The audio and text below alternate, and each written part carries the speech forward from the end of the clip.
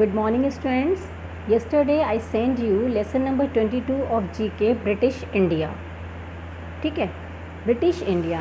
Now today I explain this chapter through this video. Complete these sentences related to the Governor Generals and Viceroys of India by filling in the blanks. Help box is provided to help you. यहाँ पे इस sentence को इनके बारे में पढ़ के और फिर हमें इसको फिल करना है. ठीक है. The first, the Charles Canning was an English statesman and Governor General of India during the Indian Rebellion of 1857 and the first Viceroy of India after the transfer of power from the East India Company to the crown of Queen Victoria in 1858 after the rebellion was crushed. Means Charles Canning 1857 के भारतीय विद्रोह के दौरान भारत के एक अंग्रेज राजनेता और गवर्नर जनरल थे और विद्रोह को कुचलने के बाद 1858 में ईस्ट इंडिया कंपनी से क्वीन विक्टोरिया को सत्ता हस्तांतरित करने के बाद वो भारत के पहले वायसरॉय बने, भारत के पहले वायसरॉय बने. ठीक है. Number 2, Lord Irwin.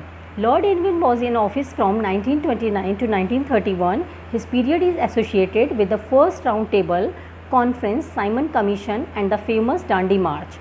इसका मतलब क्या हुआ? यानी 1929 से 1931 तक कार्यालय में लॉर्ड इरविन बॉस, उनकी अवधि, लॉर्ड इरविन जो थे हमारे, उनकी अवधि पहले दौर की मेज सम्मेलन, साइमन आयोग और प्रसिद्ध दांडी मार्च से जुड़ी हुई थी. जो दांडी मार्च फेमस था ना, उससे वो जुड़े हुए थे. Number 3, Lord William Bentinck was a British soldier and statesman. He served as Governor General of India from 1828 to 1835. He has been credited for significant social and educational reforms in India, including abolishing sati. ठीक है. Lord William Bentinck एक British सैनिक और statesman थे. ठीक. उन्होंने 1828 से 1835 तक भारत के गवर्नर जनरल के रूप में कार्य किया. उन्हें सती को समाप्त करने, सती प्रथा थी ना, पहले सती प्रथा थी. सती प्रथा में क्या होता था कि जो इसके हस्बैंड की डेथ होती थी उसके साथ उसकी वाइफ को भी जला दिया जाता था, वो भी सती हो जाती थी. तो उन्होंने क्या किया, उन्हें सती को समाप्त करना, उन्होंने उसको समाप्त किया, सती प्रथा को. सती को समाप्त करने सहित भारत में महत्वपूर्ण सामाजिक और शैक्षिक सुधारों के लिए श्रेय दिया गया है. किसको? लॉर्ड विलियम बेंटिक को. ठीक है. Number 4, Lord Hardinge tenure was a memorable one and included the visit of King George V and the Delhi Darbar of 1911 as well as the transfer of the capital from Calcutta, now Kolkata. ठीक है. उस कैलकाटा का नाम अब क्या है? Kolkata. To New Delhi in 1911. Lord Hardinge का कार्यकाल एक यादगार था. Was a memorable one and include the visit of King George, और इसमें किंग जॉर्ज 5 और 1911 की दिल्ली दरबार की यात्रा शामिल थी. साथ ही 1911 में कलकत्ता, जो कि अब कोलकाता के नाम से जाना जाता है, राजधानी का नई दिल्ली में स्थानांतरण भी शामिल था. उसका जो ट्रांसफ़र हुआ था वो भी उसमें. Now Lord Mayo. Next is Lord Mayo was born in Dublin, the eldest son of Robert Bourke, 5th earl of Mayo, and his wife Anne Charlotte, daughter of the Hon John Jocelyn. His younger brother Hon Robert Borke was also a successful politician.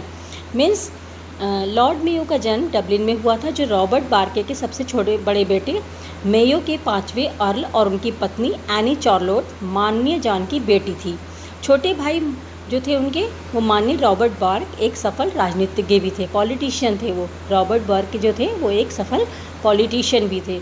Number 6, the Lord Dalhousie between 1848 and 1856 was a Scottish statesman and colonial administrator in British India. He opened the first Indian railway in 1853 from Bombay to Thane. जो हमारे Lord Dalhousie थे, Lord Dalhousie ने क्या किया था, 1840 और 1856 के बीच में लॉर्ड डलहौजी ब्रिटिश भारत में एक स्कॉटिश राजनेता और औपनिवेशिक प्रशासक थे. उन्होंने 1853 में बॉम्बे से ठाणे तक पहला भारतीय रेलवे, इंडियन रेलवे जो है वो ओपन किया, खोला था. ठीक है. Now number 7, Lord Warren Hastings was the first governor of the presidency of Fort William, Bengal, the head of the Supreme Council of Bengal, and thereby the first de facto Governor General of India from 1773 to 1785. इसका मतलब क्या है कि Lord Warren Hastings fort William, जो कि बंगाल के थे, presidency के पहले गवर्नर थे, जो बंगाल की सर्वोच्च परिषद के प्रमुख थे. और इस तरह 1773 से लेकर 1785 तक भारत के पहले वास्तविक गवर्नर जनरल रहे वो थे हमारे Lord Baron Hastings. Number 8, Lord Cornwallis was a British army officer, civil administrator and diplomat. Lord Cornwallis जो थे एक वो ब्रिटिश आर्मी ऑफिसर थे, सिविल एडमिनिस्ट्रेटर भी थे यानी सिविल प्रशासक भी थे, और डिप्लोमेट यानी राजनयिक भी थे। ठीक है। He served in India as governor general from 1786 to 1793। उन्होंने 1786 से 1793 तक गवर्नर जनरल के रूप में भारत में कार्य किया।